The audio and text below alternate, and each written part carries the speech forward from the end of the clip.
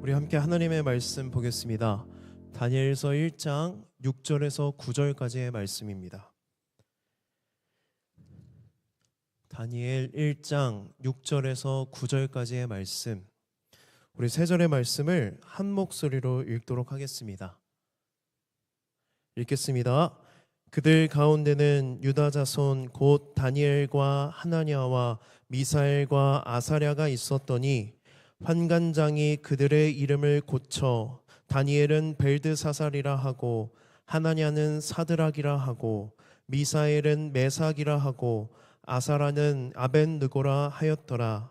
다니엘은 뜻을 정하여 왕의 음식과 그가 마시는 포도주로 자기를 더럽히지 아니하리라 하고 자기를 더럽히지 아니하도록 환관장에게 구하니 하나님이 다니엘로 하여금 환관장에게 은혜와 긍휼을 얻게 하신지라.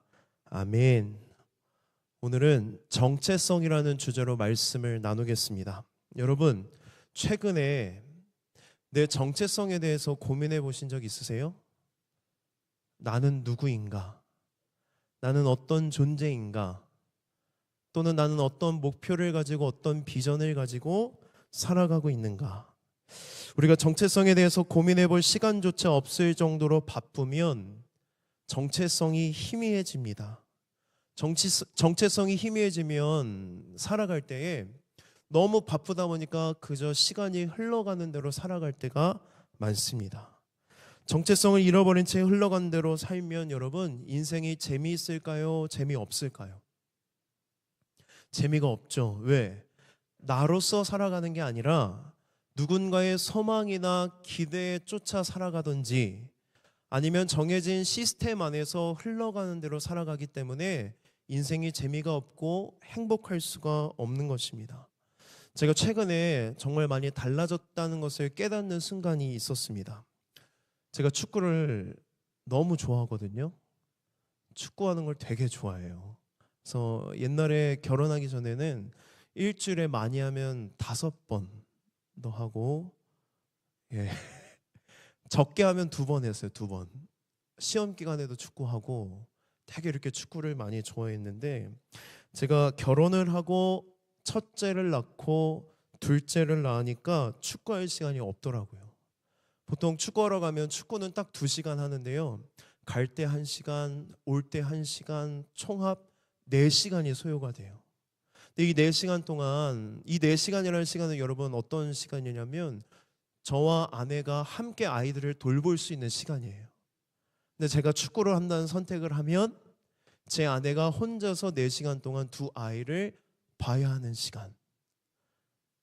철이 없다면 축구하러 가겠죠.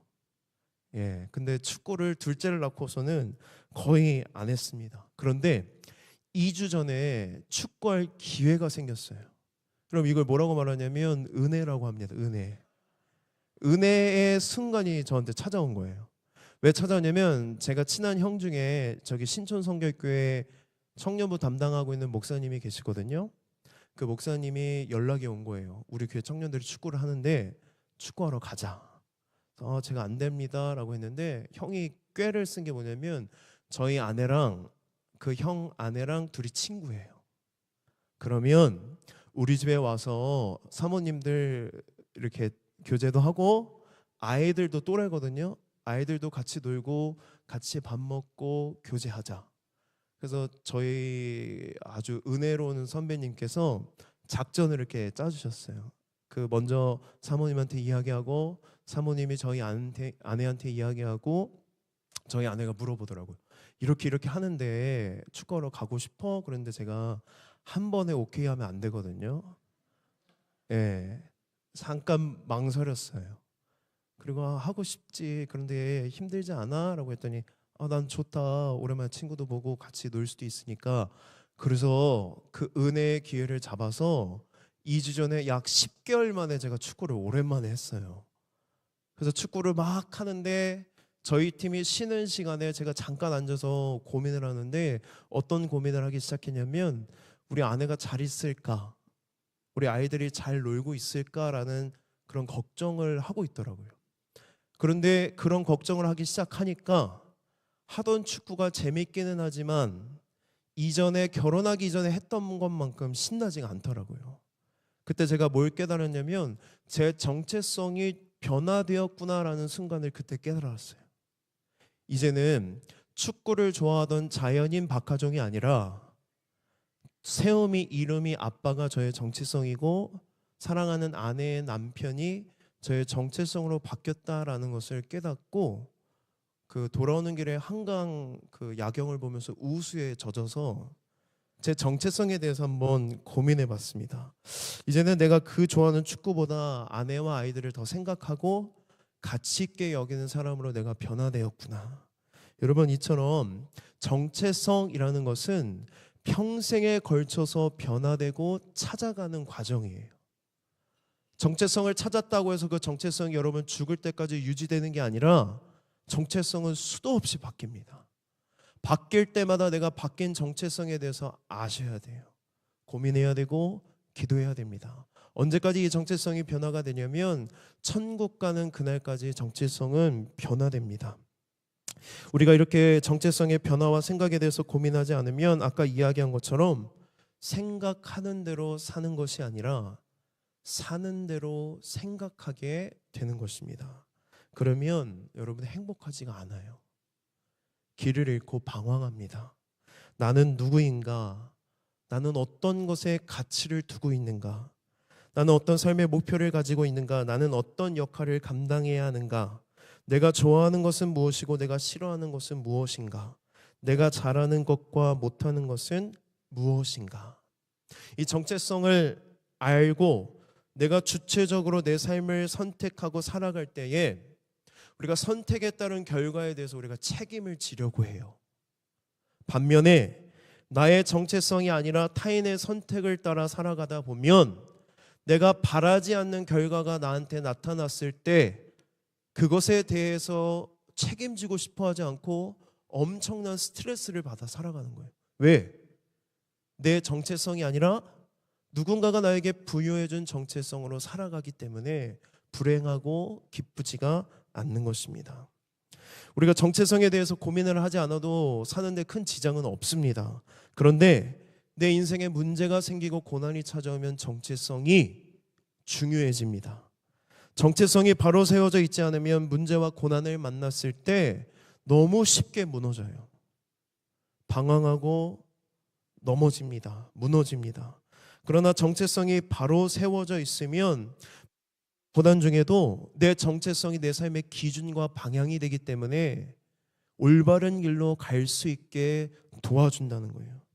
그리고 우리는 무엇보다도 하나님의 자녀라는 정체성을 가지고 있잖아요. 그리스도인이라는 정체성을 가지고 있잖아요. 그러면 달라져요, 여러분.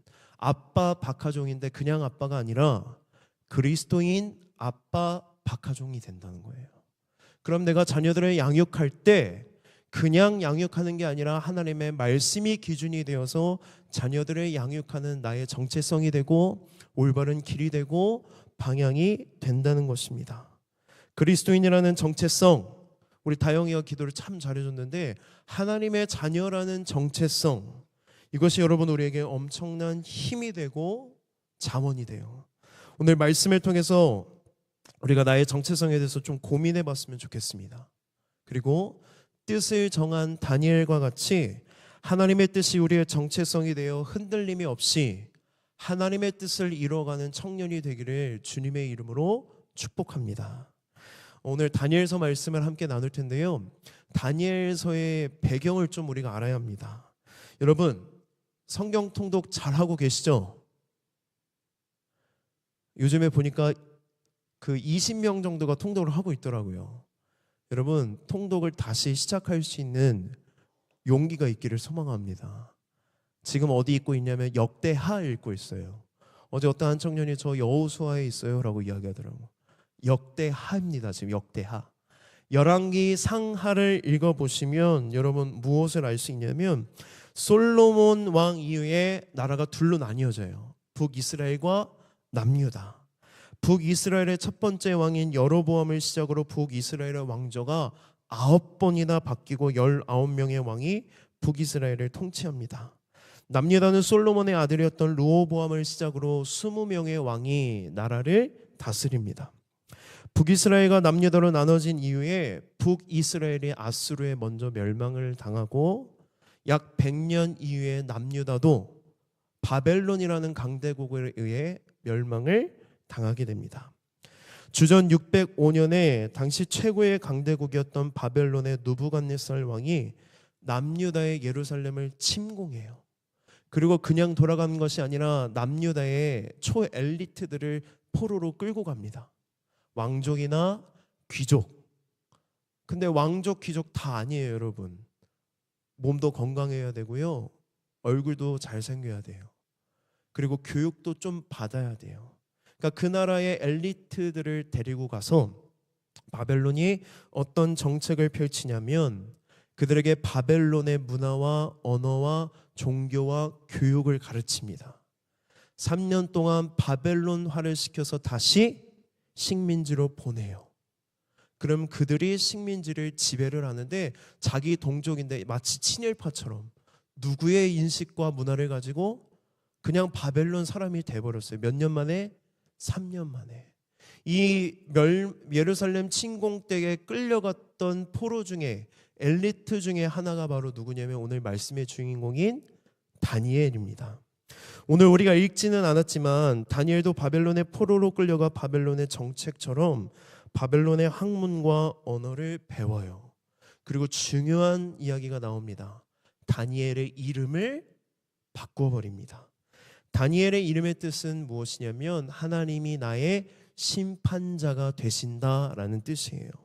이거 무슨 뜻이냐면 하나님만이 이 세상을 심판하시는 심판자이시다. 하나님만이 나의 왕이시다. 통치자이시다.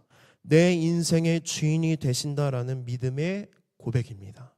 그래서 누군가 다니엘의 이름을 부를 때마다 누가 영광을 받으세요? 하나님이 영광을 받으세요. 다니엘이 무언가 잘할 때마다 누가 찬양받으세요? 하나님이 찬양받으세요. 부모가 어떠한 마음으로 다니엘의 이름을 이렇게 지었는지를 알 수 있어요. 그리고 다니엘도 자신의 이름의 뜻대로 살아가기 위해 열심히 노력했을 것입니다.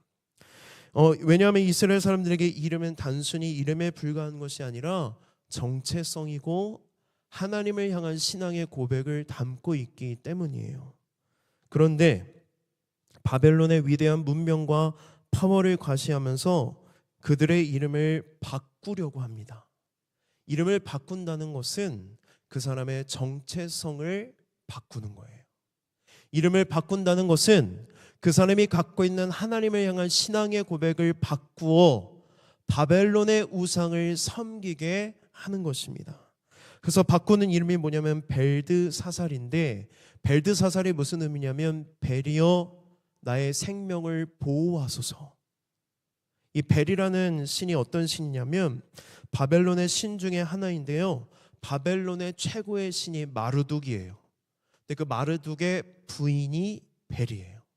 신인데 결혼도 하고 신인데 부인도 있어요. 근데 이 바벨론은 어떤 인식을 갖고 있냐면 벨이 생명의 신인데 벨이 내 생명을 보호하면 나는 살아있고 벨이 내 생명을 보호하지 않으면 내 생명이 죽는다라는 믿음의 인식을 갖고 있었습니다. 바벨론은 식민지에 있는 엘리트들에게 안락하고 평탄한 삶을 보장해 주면서 그들의 정체성을 바꿨습니다. 하나님이 계셔야 할 자리에 우상들로 그 자리를 바꿔놓습니다.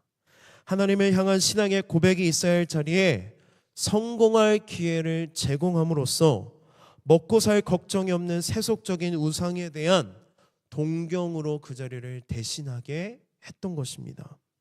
여러분, 이것이 바벨론의 문화이고 지금 우리가 살아가고 있는 세상의 문화입니다. 우리가 살아가고 있는 이 세상은 끊임없이 우리의 이름을 바꾸려고 합니다.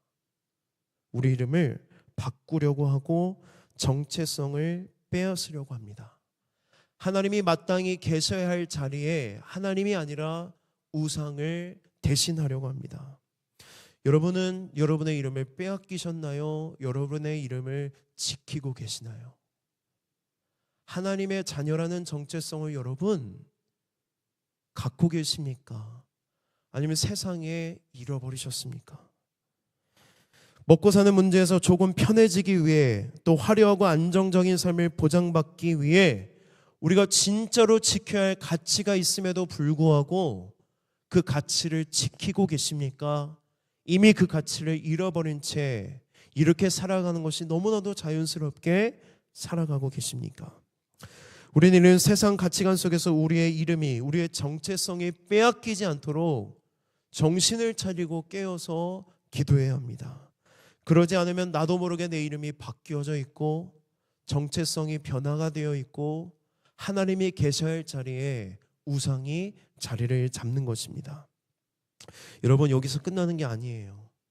다니엘의 이름이 바뀌는 것만큼 수치스럽고 조롱스러운 일이 없는데 다니엘에게는 더 수치스럽고 치욕적인 일이 있습니다. 다니엘 당시 바벨론의 기록에 의하면, 그러니까 성경의 기록이 아니에요. 다니엘이 포로로 끌려갔을 때의 바벨론의 기록들을 보면 바벨론 왕궁에서 일하는 사람들을 어떻게 했냐면 거세를 했다고 합니다. 그러면 여러분, 다니엘은 거세를 당했을까요? 당하지 않았을까요? 성경학자들은 다니엘이 거세를 당할 확률이 99%라고 이야기를 해요. 다니엘은 그때 끌려갔을 때의 나이가 15살이라고 추정해요. 중학교 2학년. 사춘기 성적으로 예민한 그때에 거세를 당했을 수도 있다라고 이야기합니다. 다니엘과 함께 뜻을 정했던 세 친구들은 당하지 않았을 수도 있다고 이야기해요. 왜냐하면 다니엘의 세 친구들은 지방으로 파견을 가요.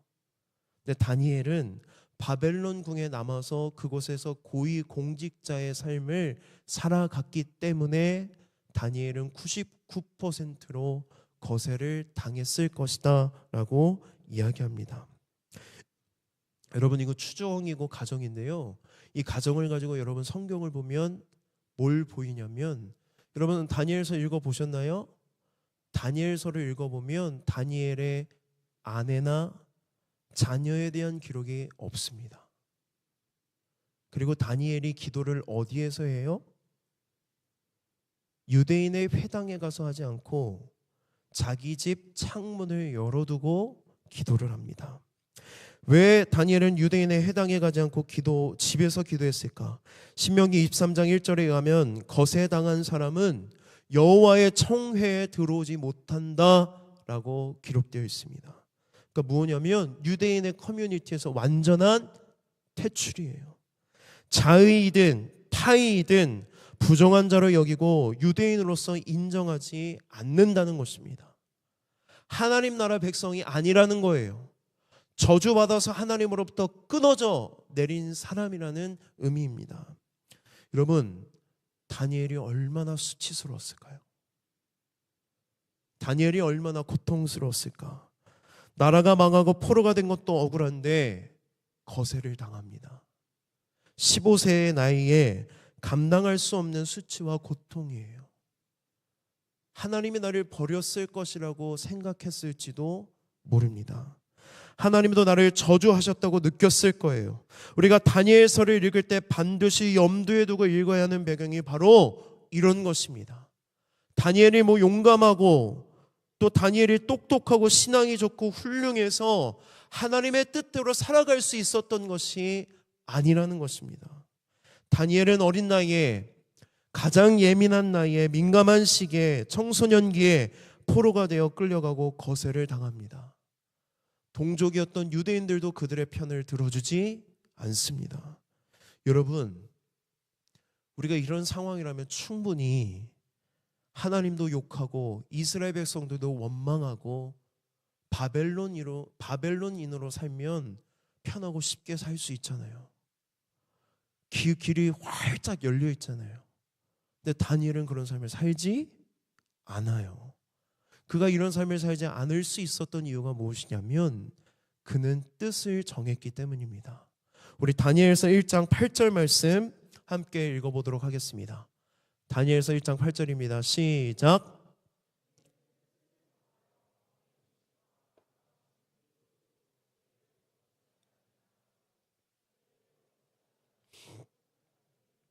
아멘. 다니엘이 바벨론 왕의 음식과 포도주를 먹어 자기를 더럽히지 않겠다고 뜻을 정합니다. 그리고 환관장에게 더 이상 우리는 왕의 음식 안 먹겠습니다. 새 친구와 함께 가서 이야기를 해요. 여러분 이 말씀 읽어보셨죠? 설교도 들어보셨죠? 그리고 성경학교 또 주일학교 다니신 분들은 이 본문을 많이 접해봤을 것입니다. 근데 여러분 이상하다고 느끼지 않으셨나요? 그냥 성경이니까 드립다 다 믿어요 여러분? 이상한 점이 있잖아요. 뭐가 이상해요? 뜻을 정한 게 이상해요. 왜? 바벨론의 포로로 끌려갈 때 다니엘은 저항하지 않아요. 바벨론의 학문을 배울 때에 저항하지 않아요. 다니엘에서 벨드사살의 이름으로 바뀔 때도 저항하지 않습니다. 그리고 무엇보다도 저항해야 될 거세를 당할 때 저항을 했을 수도 있을 것 같아요. 근데 결국엔 거세를 당해요. 그런데 다니엘이 뭐는 안 먹겠다고 뜻을 정해요? 왕의 음식을 먹지 않겠다. 많은 분들이 음식을 먹지 않는 것에 대해서 이렇게 해석을 합니다. 우상에게 드려진 제사 음식이기 때문에 그것을 먹으면 더럽혀져서 안 먹었을 것이다. 또는 바벨론의 음식은 정결법에 어긋나기 때문에 먹지 않았을 것이다 라고 해석하기도 합니다. 근데 여러분 여기서 생각해 봐야 돼요. 그렇다면 다니엘이 이때 뜻을 정하고 죽기까지 채식주의자로 살았을까요? 평생 채식주의자로 살지 않았을 거예요. 왜 이때 뜻을 정해서 왕의 음식을 거부했을까? 여러분 음식을 먹고 안 먹고가 중요한 게 아니에요.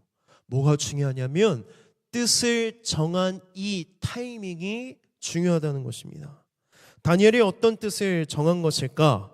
느부갓네살 왕한테 충성만 하면 다니엘은 남부러울 것 없는 인생이 보장되어 있습니다.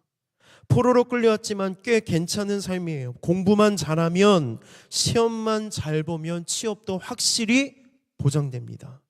고위공직자로 편안하게 살 수 있는 기회가 주어졌습니다. 그런데 다니엘이 문득 바벨론의 문화에 젖어 살아가다가 정신이 번쩍 드는 거예요. 위기감을 느꼈습니다. 정체성의 혼란을 느끼기 시작했습니다. 그는 이런 생각을 했습니다. 이렇게 살다 보면 나도 모르게 바벨론의 우상 문화에 젖어들어서 하나님의 자녀라는 정체성을 잃어버리겠구나. 점점 하나님이 희미해지고 말씀이 멀어지고 있습니다. 하나님이 내 인생의 공급자인데 내 인생의 공급자가 이제는 하나님이 아니라 바벨론 느부갓네살 왕이라는 마음의 변화가 일어난다는 것을 느낀 거예요. 자신의 이름이 벨드사살로 바뀐 것처럼 다니엘이 아니라 벨드사살처럼 살아가고 있는 자신을 발견하고 위기감을 느끼고 그때에 그가 무엇을 정합니까? 뜻을 정합니다. 비록 내가 바벨론의 포로로 끌려오고 절대로 무너지지 않을 것이라고 믿었던 예루살렘 성전이 무너지고 나라가 망하고 이름이 바뀌고 거세를 당했지만 변하지 않는 것이 하나가 있다는 것을 그가 깨달았던 거예요. 그게 무엇이냐면 하나님은 살아계신다. 하나님이 보이지 않는 이 바벨론에도 누가 함께 하신다? 하나님이 함께 하신다. 바벨론이 나에게 밥을 주고 내 인생의 공급자가 되어주는 것처럼 보이지만 내 인생의 공급자는 하나님이시다 라는 믿음의 고백이 그 안에 생긴 것입니다. 느부갓네살 왕의 음식을 먹으면서 정체성이 희미해지는 것을 느낀 다니엘이 위기감을 느끼고 뜻을 정합니다. 더 이상 나는 왕의 음식을 먹지 않겠다. 나의 공급자는 바벨론이 아니다. 느부갓네살 왕도 아니다. 오직 하나님만이 나의 유일한 공급자이시다. 여러분, 이런 위기감이 오늘 여러분들에게 있기를 간절히 소망합니다. 이런 위기감이 없으면 우리는 뜻을 정하지 않아요. 그냥 살아갑니다. 익숙하게 살아갑니다.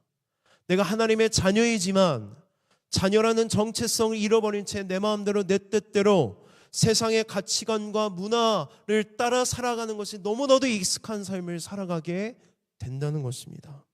뜻을 정한다는 것은 바로 이런 거예요. 뜻이라는 히브리어가 레브거든요. 레브, 마음이라는 뜻이에요. 그리고 정하다라는 히브리어는 숨입니다. 이것은 두다, 놓다라는 뜻입니다. 뜻을 정한다는 것은 내 마음을 하나님께 두는 거예요. 내 마음에 하나님을 놓는 것입니다.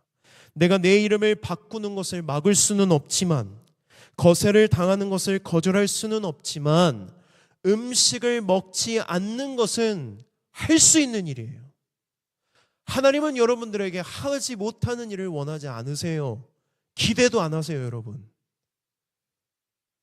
기대도 안 하신다고요. 근데 우리는 나에 대해서 너무 큰 기대감을 갖고 있어서 되게 큰 사명감을 가지고 살아가요. 아니요. 여러분이 할 수 있는 걸 요구하세요. 내가 할 수 있는 일이 있음에도 불구하고 우리는 외면하면서 살아간다는 거예요. 반드시 여러분 지금 삶에, 지금 내 현실에, 내 상황에 해야 할 일이 있다라는 거예요. 그 뜻을 우리가 알고 뜻을 정해야 되는 것입니다. 음식을 먹지 않는 것은 할 수 있는 일입니다. 음식까지 먹으면 내 마음이 더러워져서 하나님을 잃어버릴 것이라는 위기감을 느꼈던 다니엘은 뜻을 정합니다. 여러분, 계속해서 제가 비교해요. 오늘날의 문화와 가치는 바벨론의 문화와 가치와 똑같습니다. 오늘날 우리가 살아가는 이 시대적 가치는 바벨론의 가치와 똑같습니다. 그리스도인 청년들인데요, 재미로 타로 점을 봅니다. 여러분 보러 가신 분 계시죠? 예, 연애 운세를 봐요. 그리고 주일 성수를 지키는 것보다 내 삶과 내 휴식이 더 중요한 가치가 됐습니다. 혼전 순결을 지키는 것을 쾌쾌 묵은 가치관처럼 여기고 세상의 가치관대로 타협하면서 살아갑니다. 제가 혼전순결 얘기를 여러 번 하고 싶었는데요, 원고에 썼다 지었다를 반복했는데 드디어 오늘 합니다. 혼전순결 이야기가 나왔으니 좀 하겠습니다. 여러분, 혼전순결을 왜 지켜야 할까? 제가 재밌는 책의 제목을 봤어요. 하나님은 왜 우리 성적인 생활에 그렇게 관심이 많으세요? 그러니까 왜 우리 교회만, 기독교만 혼전순결을 지키라고 이야기하잖아요. 혼전순결을 왜 지켜야 되는지 알지 못하면 지키고 싶지 않아져요. 근데 우리가 그 뜻에 대해서 알고 싶은 마음도 없다는 게 문제예요. 왜 하나님 우리에게 혼전순결을 지키라고 말씀하실까? 왜 하나님은 성관계를 결혼이라는 언약 안에서만 허락하셨을까? 여러분, 하나님의 법을요, 지키기 힘든 무거운 짐이라고 생각하지 마세요. 하나님의 법을 묵상하고 볼 때에, 여러분 성경 통독할 때 늘 여러분들이 무너지는 곳이 어디예요? 사람 이름 쭉 나올 때나 아니면 내가 알지도 못하는 법을 막 지키라고 할 때 성경을 덮기 시작하잖아요. 근데 그 법에 담긴 하나님의 마음을 볼 수 있어요. 왜 하나님은 성적인 죄에 대해서 그렇게 자세하게 말씀하실까? 왜 혼전순결을 금지하실까? 왜 하나님은 성관계를 결혼이라는 언약 안에서만 허락하셨을까? 하나님의 법은요, 늘 우리를 지키고 보호하기 위함이에요. 하나님의 동기는 언제나 사랑입니다. 여러분, 결혼이라는 언약은 서로가 하나가 되어 서로에게 헌신하는 거예요. 내가 없는 거예요. 여러분, 아까 제가 이야기했죠? 나라는 박하정은 축구를 너무 좋아하는데 결혼을 하고 삶이 지나다 보니까 축구보다 아내와 자녀들이 더 소중해지는 삶, 이게 언약 안에서 결혼을 했을 때 이루어지는 삶이에요. 나는 없어지고 하나가 되는 삶. 근데 결혼이라는 언약은 서로가 하나 되고 서로가 헌신하는 건데, 부부 안의 성관계는 하나됨과 함께 서로에게 헌신하는 것을 강화시켜주는 하나님의 선물입니다. 그래서 이 선물을 소중하기 때문에 누구와 누구 안에서만 하도록 한 거예요? 부부 안에서. 언약, 부부라는, 결혼이라는 언약 안에서. 그런데 혼전 성관계는 그렇지 않아요. 여러분, 혼전 성관계는 너무도 위험합니다. 세상은 이렇게 말합니다. 사랑해서 성관계를 한다고. 여러분, 사랑하면 성관계를 하면 안 돼요. 사랑해서 성관계를 한다는 건 말도 안 되는 일. 사랑해서 하는 게 아니라 상대방을 내 성적인 쾌락을 충족시키기 위한 도구로 대하는 거예요. 자기 중심성에서 비롯된 거예요. 내가 잠깐의 쾌락을 위해 이 사람의 성을 내 마음대로 하고 싶은 마음, 그것을 사랑이라고 속여서 우리는 성관계를 하려고 한다는 것입니다. 아까 제가 이야기했습니다. 성관계는 서로가 하나가 되고 서로에게 헌신을 하게 되는 건데, 혼전 성관계는 서로에게 헌신이 되는 것이 아니라 누구 하나만 헌신을 해요. 한 사람은 그 사람을 도구로 대하고 성적인 쾌락을 위해 그 사람을 이용하지만 한 사람은 헌신해요. 그러면 이 엇갈린 사랑은 여러분 새드 엔딩이 될 수밖에 없습니다. 여러분의 관계는 파멸로 갈 것입니다. 예언합니다. 혼전 성관계는 이렇게 위험합니다. 그래서 하나님은 우리에게 뭘 말씀하세요? 혼전 순결을 뭐해라? 지켜라. 여러분, 쾌쾌 묵은 가치관으로 여기지 마시고 하나님의 말씀과 기준입니다. 이것이 우리의 정체성이 되고 우리의 뜻이 되어야 하는 것입니다. 거룩의 기준이 너무 하향됐습니다. 하나님의 말씀의 기준이 아니라 세상이 기준이 되고, 하나님의 뜻이 아니라 내 뜻과 내 생각과 내 계획이 뜻이 되고 내 마음이 되어서 주체적으로 내 마음대로 사는 게 멋진 세상이 돼버렸습니다. 여러분, 절대로 거룩의 기준을 낮추지 마십시오. 여러분의 뜻이 하나님의 뜻인 것처럼 살아가지 마십시오. 세상의 가치관에 맞춰서 살아가지 마십시오. 다니엘과 같이 뜻을 정하세요. 지금 나를 향하신 하나님의 뜻이 무엇인지 기도하고 또 기도하고 묻고 그 뜻대로 살아가기를 간절히 소망하세요. 다니엘이 뜻을 정해 환관장에게 음식을 먹지 않겠다고 선언합니다. 이제까지는 볼 수 없었던 모습이에요. 다 했는데 저항하지 않았잖아요. 환관장도 놀랐을 것 같아요. 이 자신감의 원천이 어디에서 왔을까? 하나님의 뜻에서 오는 거예요. 내 뜻이 아니라 이게 하나님의 뜻이라는 확신 안에서 그가 담대해진 것입니다.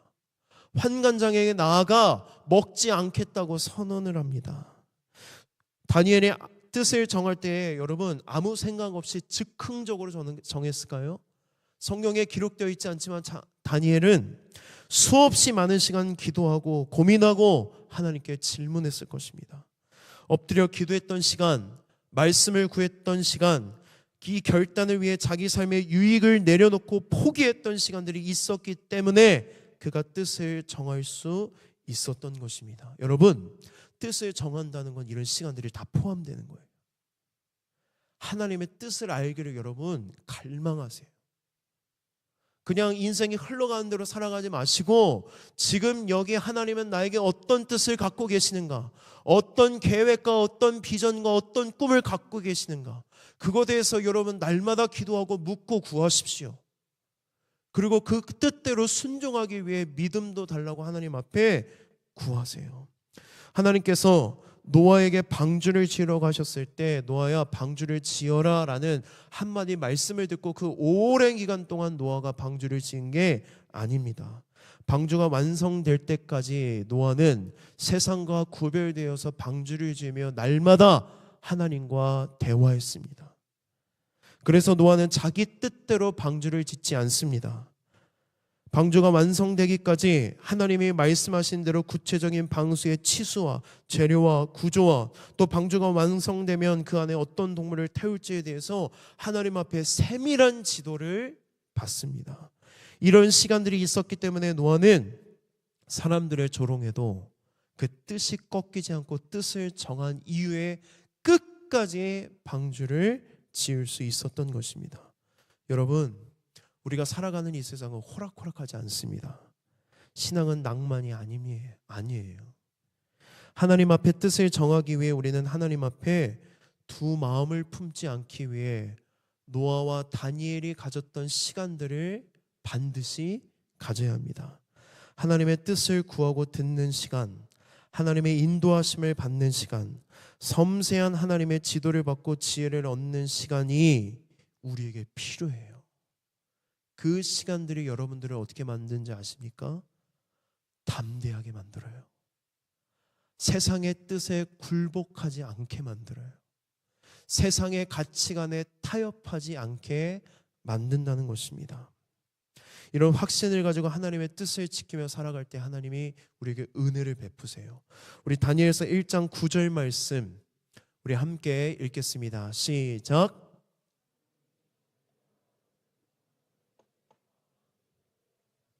아멘. 환관장에게 큰 힘이 있었을까요? 환관장은 왕의 음식을 먹어라 먹지 말라 하는 권한이 없어요. 환관장의 그 일은 뭐냐면 그 엘리트들이 건강한 게 이 사람의 목적이에요. 근데 만에 하나 왕의 음식을 먹지 않고 채식만 하면 비리비리 하잖아요. 그거를 느부갓네살 왕이 봤을 때에 환관장은 죽는 것입니다. 그래서 환관장도 망설여요. 내가 어떻게 해줄 수 없다. 그때 다니엘이 담대하게 새 친구와 함께 이렇게 이야기합니다. 그러면 열흘의 시간을 우리에게 주십시오. 열흘만 우리가 왕의 음식을 먹지 않겠습니다. 열흘이 지났습니다. 왕의 음식을 먹은 다른 나라 청년들보다 다니엘이 새 친구가 더 얼굴이 윤택하고 건강하다는 것을 보고 어떻게 해요? 환관장이 왕의 음식을 먹지 않아도 된다고 허용해요.